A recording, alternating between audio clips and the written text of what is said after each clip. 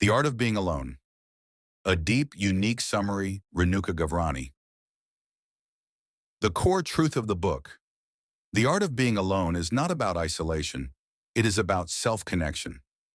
Renuka Gavrani explores solitude as a skill, not a condition. The book argues that many people are not afraid of being alone, but of meeting themselves without distractions. Being alone exposes the noise we usually escape through people, relationships, and constant activity. Why loneliness hurts so much. The book explains that loneliness is not the absence of people. It is the absence of emotional safety within oneself. When we rely on others to regulate our emotions, their absence feels like emptiness. Solitude becomes painful only when self-trust is missing. Loneliness is often misunderstood as a social problem, when it is actually a relationship with self problem.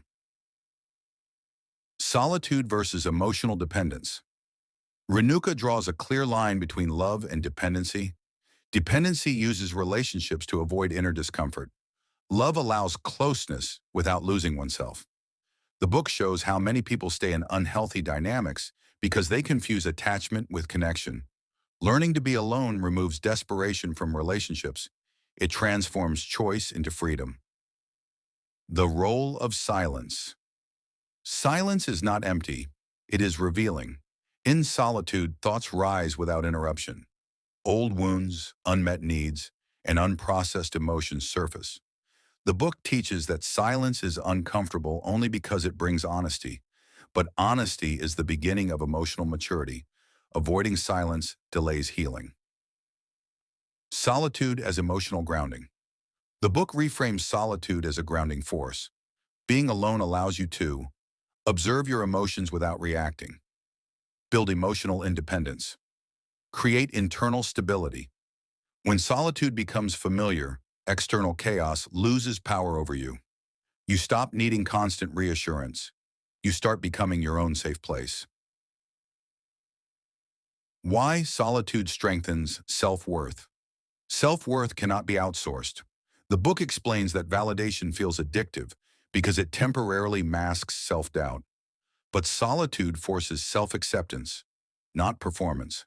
When you learn to sit with yourself without judgment, confidence grows quietly and organically. True confidence does not announce itself. It stabilizes. Healing through presence. Being alone creates space to process grief, disappointment, and unmet expectations.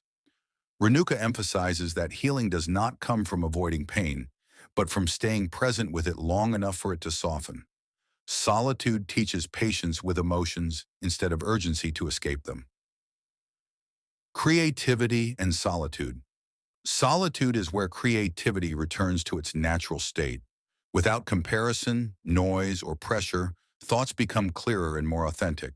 The book highlights that creativity thrives in environments where the mind is not trying to impress, but to express. Solitude is not permanent withdrawal. The book makes an important distinction.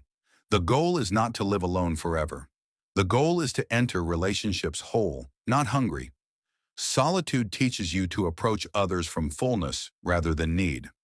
Connection becomes deeper when it is chosen, not required. The quiet power of choosing yourself. The art of being alone is ultimately the art of self-respect. It is choosing to stay connected to yourself even when no one is watching, validating, or comforting you. When you master being alone, you stop fearing abandonment, you stop chasing attention, you stop betraying yourself for belonging. Being alone is not a weakness. It is where you learn to listen to yourself without distortion.